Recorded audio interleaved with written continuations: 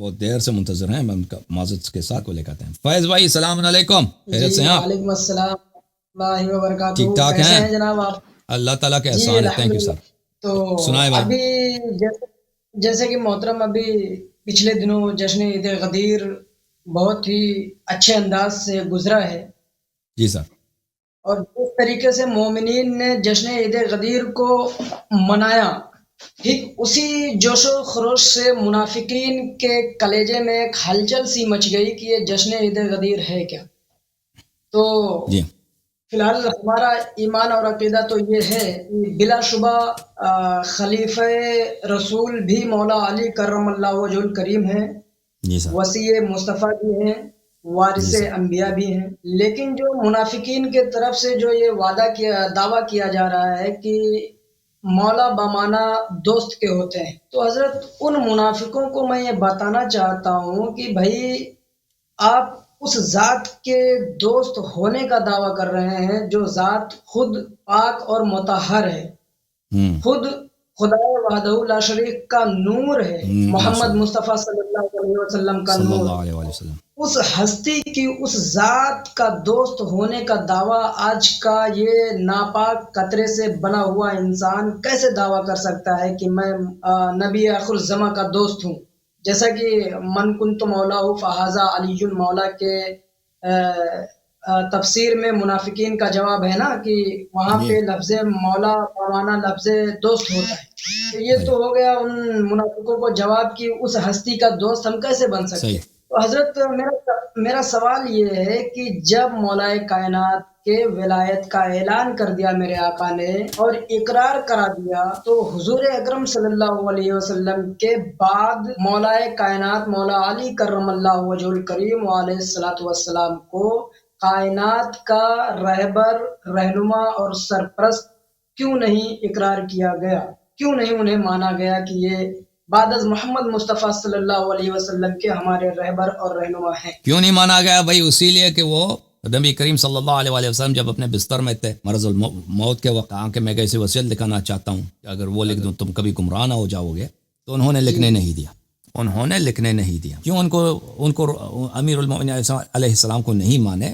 اسی لیے کہ جب حضرت موسیٰ علیہ السلام کوہ طور پہ گئے تھے تو بنی اسرائیل نے حضرت ہارون علیہ السلام کی اتباع چھوڑ دی، اور انہوں نے، اور وہ سب صحابی تھے، سب نہ صرف صحابی تھے، سب پیغمبر زادے تھے اس زمانے میں۔ اگر آپ ہوتے نا اس زمانے میں، سب سے شریف خاندان، سب سے شریف قبیلہ کون تھا؟ بنی اسرائیل تھے، یعنی دنیا میں مومن اور کوئی نہیں تھے۔ یا تو حضرت اسماعیل علیہ السلام کی اولاد تھوڑی بہت تھی مکے میں، جو ان کے نسل کے تھے نا، یا تو حضرت، لیکن بقیہ جو بڑا قبیلہ تھا مومنین کا، اہل اسلام کا، کتابوں کا، انبیاء کا ماننے والا، سب بنی اسرائیل تھے، صرف یہی تھے، دنیا میں اور کوئی نہیں تھے اس زمانے۔ اور یہ سب پیغمبر زادہ تھے، اور اللہ تعالیٰ نے ان کو قرآن مجید میں فرمایا کہ میں نے ان کو فضیلت دی ہے، اور انہوں نے کیسے کیسے معجزات دیکھے، وہ معجزات دیکھے کہ انسان عقل سے حیران رہ جاتا ہے۔ موسیٰ علیہ السلام، فرعون، دیکھیں ابھی ہمارے زمانے میں جو جتنا بڑا سپر پاور ہے امریکہ نہیں کہتا کہ میں خدا ہوں۔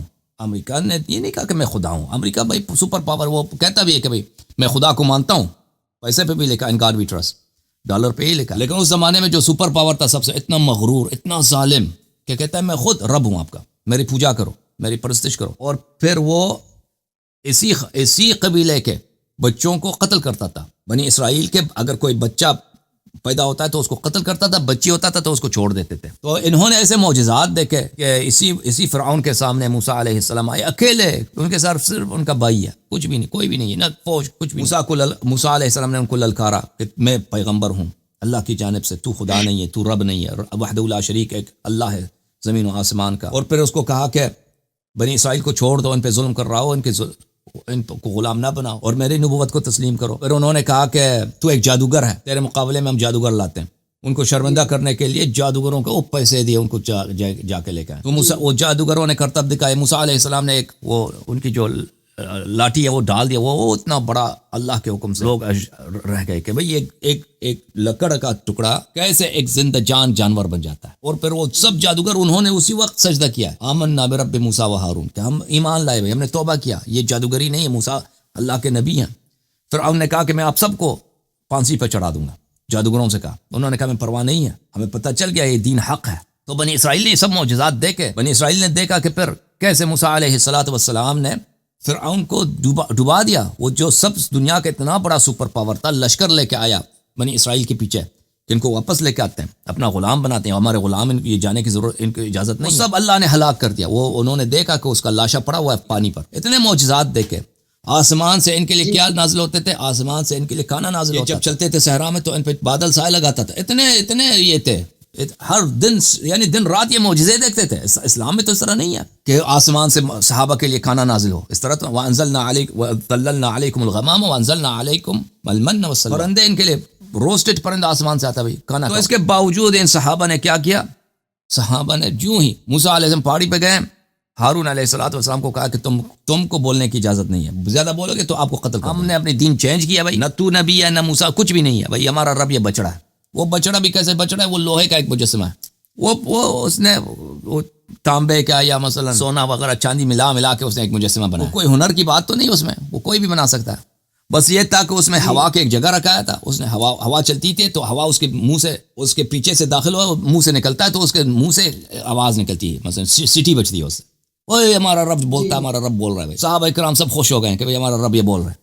رب کیا بول رہا ہے؟ یہ ایک مجسمہ ہے وہ سے سیٹی بجتی ہے، بس ہوا چلتی ہے تو سیٹی کی آواز نکلتی ہے. تو اس کے سامنے تراوی پڑھو بھائی، نماز تراوی، نماز جماعت، یہ بھائی سجدے کرو، رکو. اتنا ایسا رب ہے، ایسا رب کسی نے نہیں دیکھا.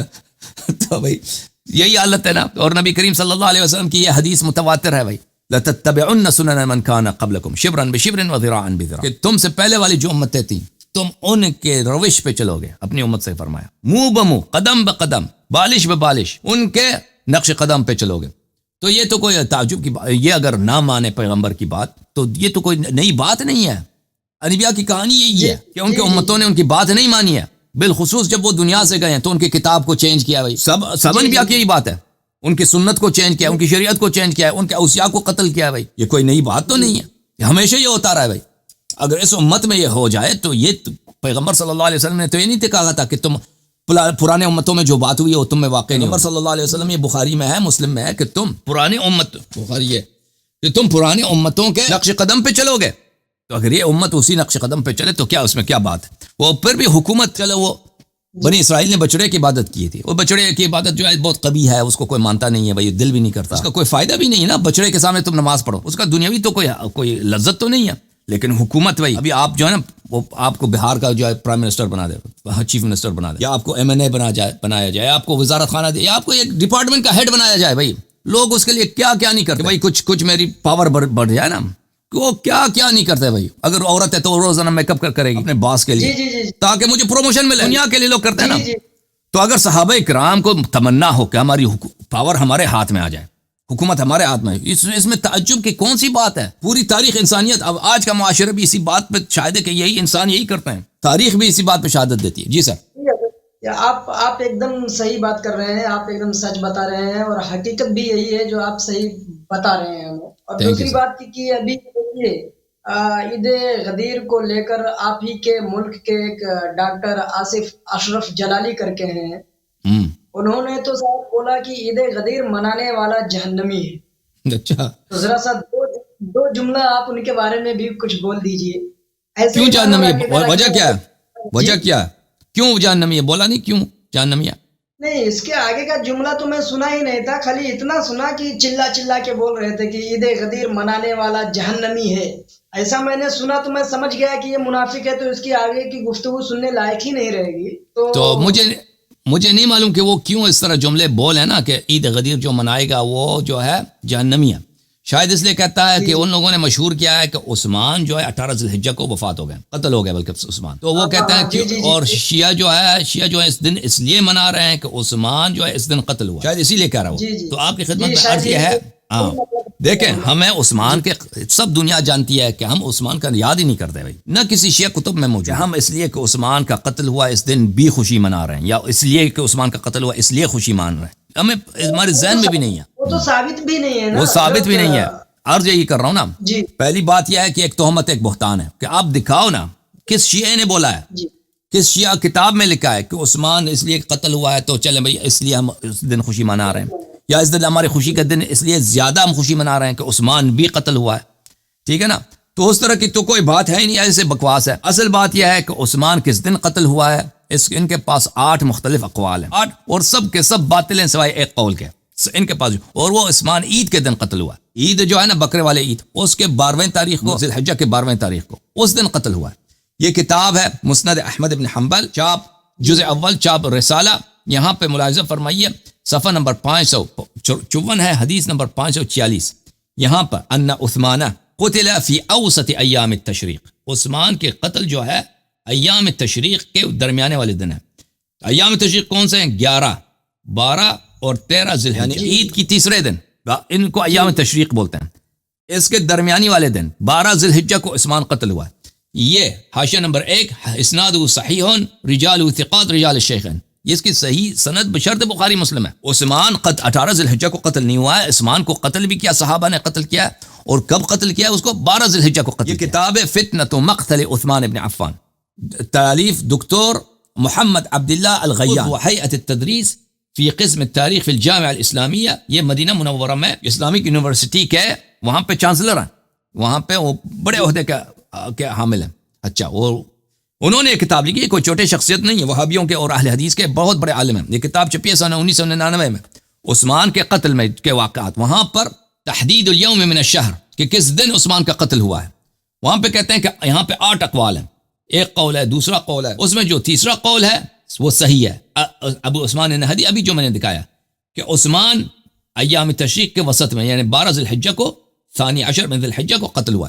اچھا، ان سب 8 اقوال کو نقل کرنے کے بعد وہ فرماتے ہیں ترجیح کس قول کی ہے؟ 8 اقوال میں کون سا قول صحیح ہے؟ اچھا، والذی ترجح لدی من هذه الاقوال القول الثالث الذي فيه انه استشهد في اوسط ایام التشریق لصحة نقل عن ابی عثمان النہدی. کہتے ہیں میرے پاس جو راجح قول ہے، جو صحیح قول ہے عثمان کے قتل کی تاریخ، وہ تیسرا قول ہے، وہی عثمان النہدی والی جو صحیح سند کے ساتھ ہے مسند احمد بن حنبل میں، کہ وہ اوسط ایام التشریق 12-12-35 یعنی 12 ذی الحجہ سنہ 35 کو قتل ہوا، اور وہ معاصر حادثے کا معاصر ہے. وما سواہ من الاقوال لم يصح شیء اسناد شیء منها، جو دوسرے 7 اقوال ہیں عثمان کے قتل کے متعلق وہ اس میں سے کوئی بھی صحیح نہیں ہے. باقی وكل ما جاء من اسانید فهي ضعیفہ، باقی سب اسانید ضعیف ہیں.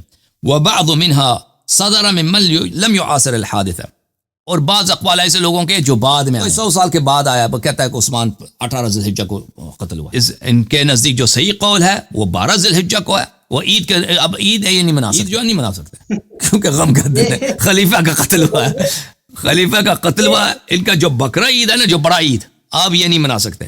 18 ذی الحجہ کو عثمان کا قتل ہی نہیں ہے بھائی. 18 ذی الحجہ سے تمہارا کیا کام ہے؟ ہاں، اب انہوں نے جو ہے نا عثمان کا قتل چھیڑ کے انہوں نے اپنا عید خراب کیا. ان کے جو بڑا عید ہے نا، ہمارا بھی بڑا عید ہے بقرہ عید، وہ ان کا ختم ہو گیا بھائی. آج کے بعد یہ نہیں منا سکتے، کیونکہ ان کے اپنے نزدیک جو ہے خود کہتے ہیں کہ اس دن ماتم ہونی چاہیے، عید نہیں منانی چاہیے. تو ٹھیک ہے، عثمان کے قتل دن عید نہیں منانی چاہیے، ماتم کرنی چاہیے. تو ان کو اب عید ان کا ختم ہو گیا بھائی. اوکے سر، بہت مہربانی آپ کا میرے بھائی. مزید کچھ کوئی حکم ہے؟ حکم کریں. اور کیا حکم ہے؟ ہم تو محبان اہل بیت رسول میں سے ہیں، آپ سے بات کر کے بہت خوشی ہوتی ہے، بہت اچھا لگتا ہے.